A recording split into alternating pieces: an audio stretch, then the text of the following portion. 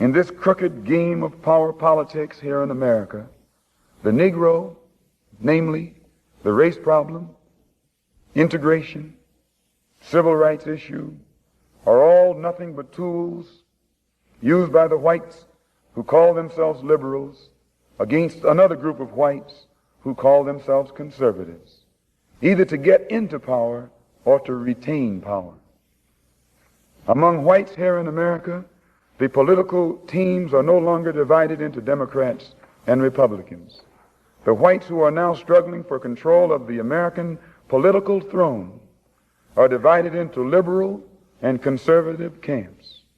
The white liberals from both parties cross party lines to work together toward the same goal, and white conservatives from both parties do likewise. The white liberal differs from the white conservative only in one way. The liberal is more deceitful, more hypocritical than the conservative. Both want power, but the white liberal is the one who has perfected the art of posing as the Negro's friend and benefactor. And by winning the friendship and support of the Negro, the white liberal is able to use the Negro as a pawn or a weapon in this political football game that is constantly raging between the white liberals and the white conservatives. The American Negro is nothing but a political football, and the white liberals control this ball through tricks or tokenism, false promises of integration and civil rights. In this game of deceiving and using the American Negro, the white liberals have complete cooperation of the Negro civil rights leader, who sell our people out for a few crumbs of token recognition, token gains, token progress. In the New York Tribune, in an editorial dated February the 5th, 1960, they pointed out that out of 11 million qualified Negro voters, only 2,700,000 actually take time to vote. This means that, roughly speaking, only 3 million out of the 11 million Negroes who are qualified to vote take an active part, and the remaining 8 million remain voluntarily inactive. And yet it is this small minority, the 3 million Negro voters, who help determine who will be the next president. If who will be the next president can be influenced by 3 million Negro voters, it is easy to see why the presidential candidates of both political parties put on such a false show with the Civil Rights Bill and promises of integration. They must impress the 3 million voting Negroes who are the actual integration seekers. And if so much fuss is made over these 3 million integration seekers, what would the presidential candidates have to do to appease the 8 million non-voting Negroes if they ever decided to become politically active? They hold the balance of power. Who are the 8 million non-voting Negroes? What do they want? And why don't they vote?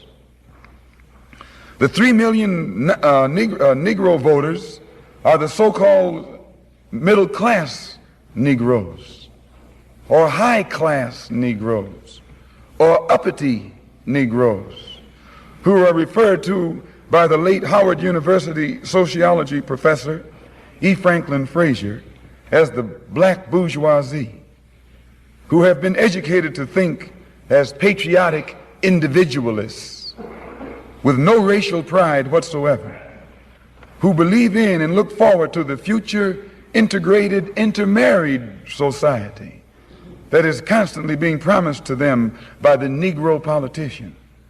And therefore, this integration-minded 3 million minority remain an active part of the white-controlled political parties.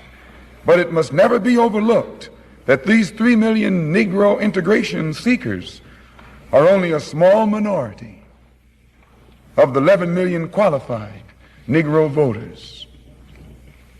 The 8 million non-voting Negroes are the majority, the downtrodden black masses. They have refused to vote. They've refused to take a part in politics because they reject the Uncle Tom approach of the clergy politician leadership that has been handpicked for the so-called Negroes by the white man himself. This clergy politician leadership does not speak for the Negro majority. They don't speak for the black masses. They speak for the black bourgeoisie, the brainwashed, white-minded, middle-class minority, who, because they are ashamed of their race, because they are ashamed of being black and don't want to be identified with black, they are seeking to lose this black identity by mixing and mingling and intermarrying and integrating with the white society. The race problem cannot be solved by listening to the white-minded, brainwashed minority. The white man must try to learn what the black majority wants. The president would be wise to try and learn what the black masses want. And the only way to find this out is by listening to the man who speaks for the black masses. And I can declare to you tonight and to the entire world that the man here in America who speaks for the majority, the downtrodden, dissatisfied black masses, is this same man who so many thousands of our people are flocking toward to see and hear. This same Mr. Muhammad who is labeled by you as a black supremacist and as a racist and as an extremist. If the 3 million middle-class Negroes are casting their ballots for integration and intermarriage, what do the non-voting black masses who are in the majority want? Find out what the black masses want, and then perhaps America's grave race problem can be solved.